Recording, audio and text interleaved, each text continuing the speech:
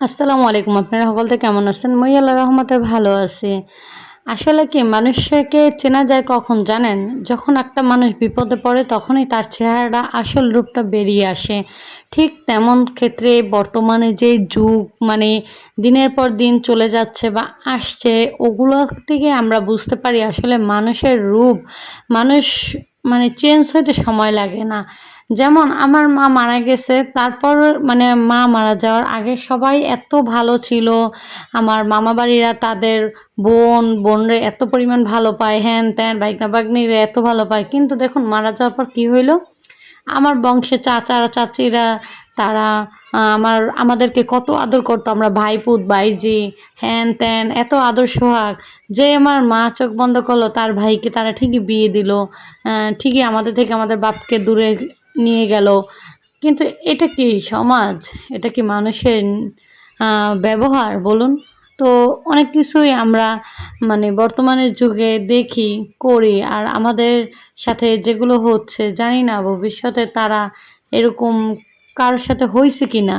কিন্তু আমাদের সাথে যেটা হইছে আসলে এটা কোনোদিন হওয়ার কথা না। কিন্তু তারপরেও আমাদের মহান আল্লাহ তাআলা আমাদের ভাগ্যে লিখছে। এখন সেগুলো তো হবেই। সেগুলো তো আর পরিবর্তন করার মতো কিছুই নাই।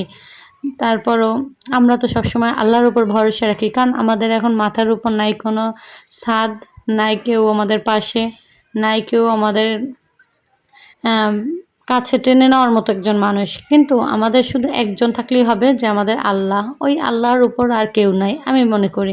আমার আল্লাহই হলে উত্তম পরিকল্পনাকারী। উনি যেটা করতেছে ওইটাই হবে। আর আমরা এটা নিয়ে সামনে আগাতে চাই সবাই। তারপর আমাদের জন্য একটু বেশি, বেশি দোয়া করবেন। আর যেহেতু আমার আম্মু এই আজকে ৭ মাস হয়ে গেছে দেখতে, দেখতে সে আমাদের কাছ থেকে এত দূরে চলে গেছে, না একটা ফোন দেওয়া যায়, না একটু যোগাযোগ করা যায়, না কোনো মতে একটু দেখা যাবে তাকে। তো আমার আল্লাহ তাআলা তাকে আমাদের কাছ থেকে যেহেতু তার কাছে নিয়ে রাখছে, হয়তোবা সেখানেও সে ভালো আছে। আমরাও দোয়া করি তার জন্য সবসময়। আর আপনারা আমাদের জন্য অবশ্যই দোয়া করবেন। কারণ বেশি, বেশি একটু আমাদের জন্য দোয়া করবেন। কারণ বর্তমানে আমরা আত্মীয়স্বজন সবার চেহারা আমাদের কাছে একদম খোলাসে হয়ে গেছে। খোলাসে আমরা বুঝতে পারছি যে আত্মীয়স্বজনটা কেমন হয়। এরা যে কি কোয়ালিটিতে হয় এবার আমাদের আর কিছুই আ বলার মতো ধারণা নাই। আর আমাদের সাথে আমাদের নসিবে যে এই ঘটনাগুলো ঘটবে, এরকম ধারণাগুলো হবে এটা আমি কখনো ভাবতে পারি নাই। যাই হোক আল্লাহ তাআলা পরিকল্পনা করছে তার বিদায় আমাদের নসিবে এগুলো হইছে। এগুলো নিয়ে এখন আর আমরা চিন্তা করি না ২ ভাই-বোন। আমরা 2 ভাই-বোন এখন সামনে দিকে কীভাবে এগিয়ে যাব অবশ্যই সবাই দোয়া করবেন।